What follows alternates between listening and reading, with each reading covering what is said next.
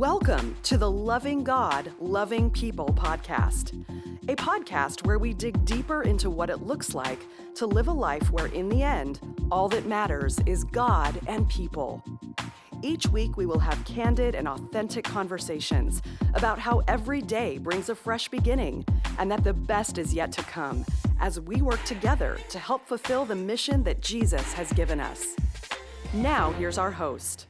Well, hey, everybody. Welcome to episode 4 of the Loving God, Loving People. We're sure that's going to be the title. That might still change. So far, it's the title. Well, we're probably going to do several kinds of podcasts.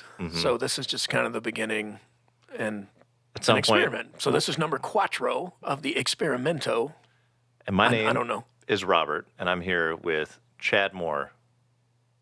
Hello. At some point, we gotta work on that. We do. It's a work in progress. Thanks for being with us while this podcast is under construction. Please don't turn it off yet. Please we excuse got our good mess. stuff today. At some point, maybe we'll try the hot wing challenge while we just do this interview while eating hot wings, and it Josh gets hotter showed me and that. hotter. Have you watched that? I've heard about it. That's amazing. Yeah. No, I've seen I don't know, man, 15 episodes. But it's awesome. I haven't eaten the hot wing sauce that makes them all sweat and go nuts, but yeah, so it just progresses. Yeah. You know, the hotter sauce, but it's awesome to watch those famous people start sweating and get uncomfortable. So, Well, today we're going to be talking about suffering. So that was a good transition. That was a good, oh man, lighthearted podcast today. Good lead in there. So we're doing the Lord's Prayer as a church. We're walking through it, and we're just kind of unpacking hope that's kind of woven throughout the Lord's Prayer, dealing with different areas of hopelessness. And when you talk to people who maybe don't want to go to church or they don't want to follow Jesus or whatever, they'll go, well, there's just so much suffering in the world. And for a lot of people, that's the hang up. They've either experienced or they've witnessed suffering in this world. And it begs the question, how could God be good if there's that kind of suffering? Have you had those interactions with people? Have you had those conversations? Oh yeah, of course. A lot of times somebody will tell me they're an atheist or whatever, and my question is, okay, when did you stop believing in God? Because there's something inside of us that makes us long for more, which means there must be more. Because if we were a random collection of molecules, why would we even ever think that, right? And yet we do. We're philosophical. You know, what's the material purpose for art? You know, that kind of thing. There's something inside of us that makes us long for more. And we all have it should be this way. Where does that should be come from? Yeah. Well, the fact that somebody says, because they're suffering, I'm not going to believe in God. Well, how would you know the difference? If it was completely survival of the fittest, you would totally believe in suffering, right? Of course, then they may say, well, I do believe in suffering, so that proves there's no God, which it doesn't. What does prove there's a God is the fact that you think it's not the way it should be. Yeah. So, yeah, just turn that over on its head. Yeah. So buried inside of all of us, we know there's a should be, and we know that we're not in it. We know that things are not as they should be. Yeah, well, most atheists, my premise is they do believe in God. They're just really mad at him. Because nobody's hyper angry at the Easter Bunny, you know? And yet, most of the atheists I talk to, if you really get into the conversation, they're hyper angry at God. Yeah. Hopefully our demographic isn't kids aged 8 or whatever, because they're going to be really devastated to find out about the Easter Bunny thing. So, spoiler alert, there's no Easter Bunny. My parenting advice is always tell your kids the truth. You know, I mean, some things are a game. Some things are just for fun. But anyway, that's a sidebar. We'll talk about that another time. So suffering, it is part of life. It is part of the human condition. It is part of all of our experience. So how, in the midst of suffering, can you find hope? Well, I think what you have to realize is there is meaning and purpose in suffering. One of the things that we'll say here at Sun Valley is, you know, you grow through what you're going through. Another way that I'll say that is you don't want to waste the pain of life. If I'd never suffered, if I never experienced pain, if I never had any issues, man, I would be completely, totally immature. I mentioned parenting a moment ago. If you see a child that's never been disciplined, that's always been excused of the pain and consequence of life, what you have there is a spoiled brat. The thing about human nature and the thing about our sinful nature, the rebellion that's inside of all of us, pain helps us grow. Pain makes us pay attention to God. Who prays when the plane's going down? Everybody, right? We're talking about atheists a little bit. Even my atheist friends would pray if the plane was going down just in case. But when there's no turbulence and everything is smooth sailing, we forget God, we forget to grow. We sit on the couch and watch Netflix and that's it. So there's a purpose in pain, and the purpose in pain is to help us grow through what we're going through. And that is philosophically easy to say, right? But it's really hard to live. Yeah, Lindsay and I recently, we've been having this conversation where we're looking at our kids. We have great kids. We love our kids. We're like, I think they might have it too good. Because the stuff that they complain about, the stuff that they're upset about, the stuff that they kind of lose their minds over, we're like, this is not a big deal. Yeah. Like, Yeah. your life might be too good. We might need to let you struggle a little bit more than you're currently struggling in order to realize, oh, there's more to life than what I'm experiencing, and there are challenges, and things are difficult. I'm going to have to overcome those things. Yeah. So one of the hardest truths to accept, so I'm just going to, let's go all the way. All right, you ready? To live is to hurt. To be in any relationship with any depth of any kind is to sooner or later have some hurt. It is part of the human condition. This is why the Bible says, the earth groans for the return of Jesus, to make all things new. But I think in the modern world, we have this idea that life's supposed to be easy. I'm always supposed to be happy. I'm never supposed to, and that's just not true.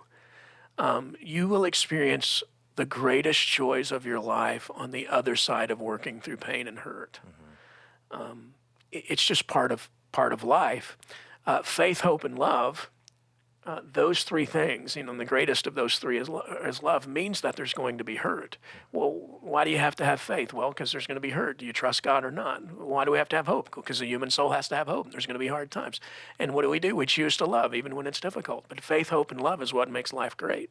And for those to exist, hurt has to exist. And that's a very un-American philosophy because Totally. we hate pain in America. I read some stat. There's a book, I think it's called The Gift of Pain.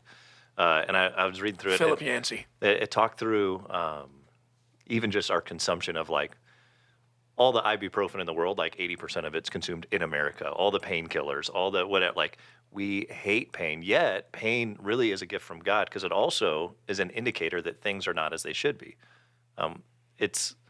If I'm experiencing pain, yeah, sometimes it's just growing pains, right? But then sometimes there's something that's not right. It's like the fire alarm going off or the smoke detector's going off. My problem is not the smoke detector. My solution is not, let me turn that thing off, pull out the battery, good, it's not going off anymore. The issue is there's a fire in the house. That's just the alarm sounding that things are not as they should be, and you probably need to get out. And so sometimes the pain we experience, it's an alarm going off that things are not as they should be. Yeah. That things aren't healthy or aren't right or aren't how God designed them to be. Yeah. Well, there's two sides to that. So one is you got a problem.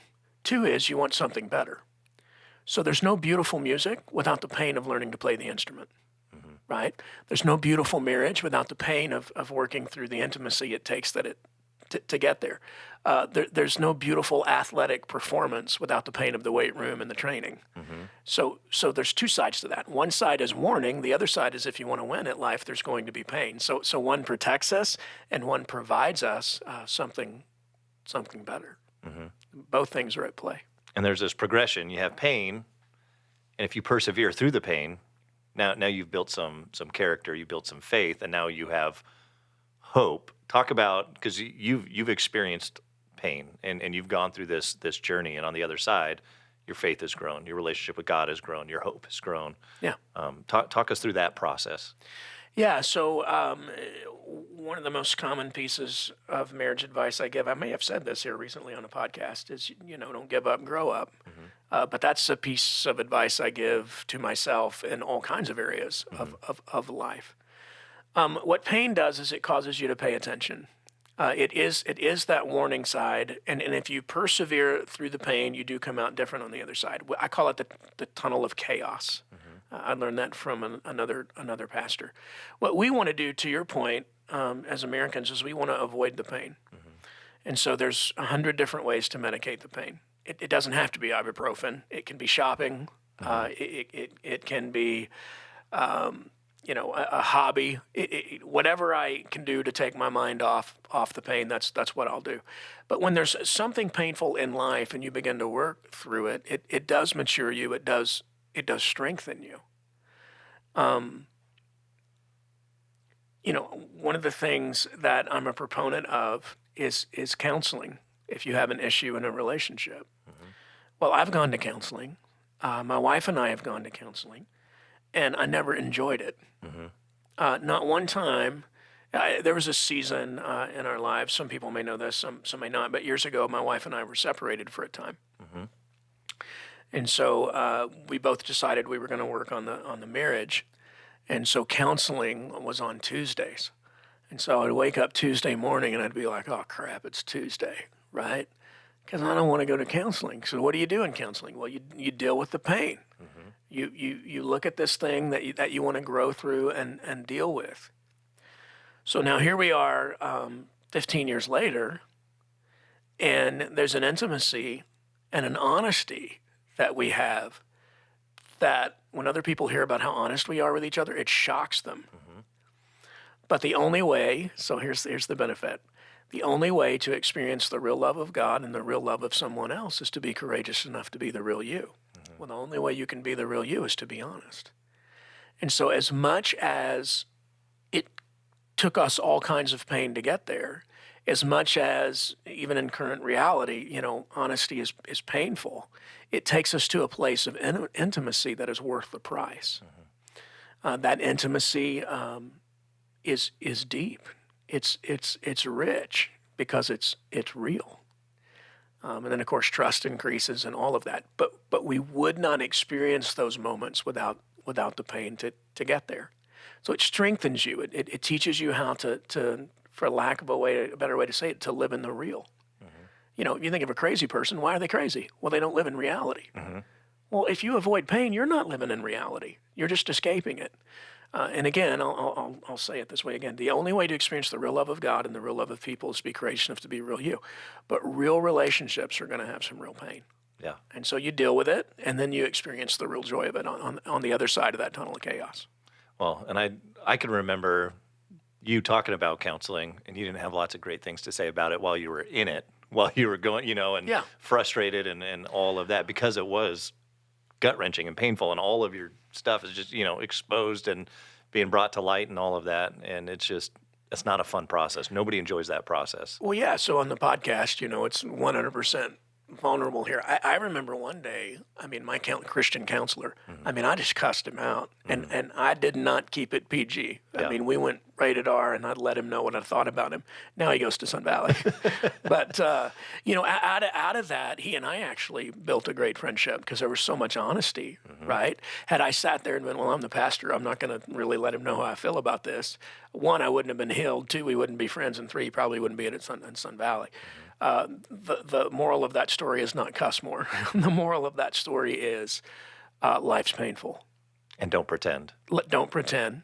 Don't Christianese, your way through things. That's speaking language to just mask over what's going on. Life is hard. There's lots of pain in the world, and God is good. And if we will choose to grow through what we're going through, there are some great things on the other side. Yeah. So Jesus, as he's praying this prayer and giving us this framework for us to learn how to pray, for us to learn how to relate and connect with God, he's praying, your kingdom come, talking to God, your will be done on earth as it is in heaven. So as we're experiencing things not as they should be in this world, how does that apply to this problem of suffering in the world? Okay, so in this moment in the prayer, so I'm going to repeat what you just said, just to emphasize it. So your kingdom come, your will be done on earth as it is in heaven. Well, everything is right in heaven, right? There's a culture to heaven. Yeah. And it's different than the culture we have here. That's exactly right. So we want that in the here and now. So part of the Christian life is we take the ways of heaven into the real world. So let's apply this to pain. Most of life, as far as quality of life, how we grow, what we experience, it is really not about what happens to us, but how we respond to it. And somebody right now is arguing with me in their mind. Well, this didn't happen to you. And I said, okay, as much as we can, this is not going to be emotionally satisfying, but then we'll come back to it. Let's step out of whatever you're feeling or experiencing right now into objectivity. Mm-hmm. Why is it somebody rich, beautiful, famous, has everything that we want, everything that we think would satisfy us, everything that we think, would make life complete, and they commit suicide, or they overdose on a drug, or on, and they're Or they're just miserable. they're miserable. Yeah, there's dozens of stories of that, right? And yet That we know of. Yeah. And then there's all the ones that they've done a good enough job masking it. Oh, okay. Yeah. So circumstances are great, and yet misery. And last week, I'm in the home of a 23-year-old kid that's got brain cancer, and this dude, like, rocked my world, full of joy, the attitude that he had, and he wasn't like full of crap when he was telling me this. I mean, I'm with the kid, looking him in the eye. It's real. He's met Jesus in the midst of this suffering. So why is it this person in pain is at peace, and this person who's pretty and in a moment of prosperity, right, is experiencing turmoil? Because it's not what happens to us, it's how we respond to it. So your will be done. Okay, now the emotional side of it. Your will be done on earth as it is in heaven. Is help me to respond to the reality of the pain of life with heavenly ways. In light of the reality of heaven. In light of the reality to pain, may your heavenly ways work in me in such a way that I respond to the pain of the world like Jesus would if he were in my place. Let heaven flow in me and through me. God, work it in, and I will work it out in the world. I mean, that's that part of the prayer. And what I've learned is, okay, so we're talking about counseling, and I didn't want to go and all that. You talked about forgiveness a couple of weeks ago. To forgive is to agree with heaven, right? When we practice those heavenly ways, it heals us. And it takes us to a place, even if we can't see it right now, it takes us to a place where we're experiencing joy in a heavenly fashion that we didn't even think was possible. Right? And we can have joy in suffering. But it's on the other side of the pain. It's through the pain. It's God's will in us in the midst of a broken world. There's a little bit of a mystery to it. Yeah, and it's unnatural too. It's supernatural. Well, it's heavenly culture, not earthly culture. And it's and that pain and learning that is one of the things that makes us long for God, long for heaven, long for Jesus. Which is why John in the book of Revelation says, "Come quickly, Lord Jesus." Yeah. And the response from heaven is "Amen," right? Bring it. But when I grow through what I'm going through, on the other side of that tunnel of chaos, there is a little bit of heaven in the real world. There's also, I was talking to a guy the other day that's fallen apart about some different things going on. And my honest opinion was, dude, what are you going to do when something real bad happens? And the reason that is because when you walk through pain, and I was gracious and compassionate and all that, that's what I was thinking on the inside. But when you go through some things, that God does some bulletproof stuff in your soul, and you just begin to look at life differently, and suddenly a flat tire is not as big of a deal as it used to be, right? You mentioned visiting with this 20-something-year-old dealing with brain cancer and all Yeah. that. Years ago, there was a student that shared his story, and this is a student who was dying of leukemia, and it had come back, and the doctor said, "This is it. This is the end of it." 17-year-old kid. And the camp that I was a part of, we made this video of his story. And in the video, I'll never forget it. He says, "I'm not afraid for myself." He goes, "I'm dying. I know that." He says, "I'm afraid for everybody else who's so distracted. They don't realize that they're dying too." And it was that pain gave him such clarity and that perspective to understand all of us are dying. All these things we're chasing after are temporary. None of these things are going to satisfy. None of these things are going to last. And so God's kingdom will last. God's kingdom come, that's an investment in our eternity with God. That's perspective. And I'll never forget that 17-year-old. I'm not afraid for myself. I'm afraid for all the other students I go to school with who don't know Jesus and are so distracted with whatever games and, chasing after whatever. And it's such a clear perspective. Well, and you think about the person, their biggest issue in life is, they want the new outfit they saw in the fashion magazine, or they can't wait to get the new car. And their whole life is about that. How shallow is that person? How weak are they? And how unfulfilled can you be? And yet all of us have this idea that's where it's at. And then you meet another person that's walked through some pain that has some depth to them, and that's who you want to hang out with, right? Just because that is a little bit of heaven in the real world. It's focusing on what matters most. It's allowing your kingdom come, your will be done in me, regardless of what's happening in the world. And it's just a whole nother level. When Christians realize that it's about Jesus, you really begin to grow up. I'm gonna take us on a little sidebar here, but we'll come back. This whole prosperity theology thing will lead you to utter despair and emptiness. Yeah. This whole idea that God is a means to my end versus God is enough. And what I've learned in my life is when Jesus is all you have, you really realize he's all I need. And it just takes you to another level. And then when good things happen in life or whatever, you just enjoy it at a whole nother level. When bad things happen in life, it doesn't stop you or crush you. Yep.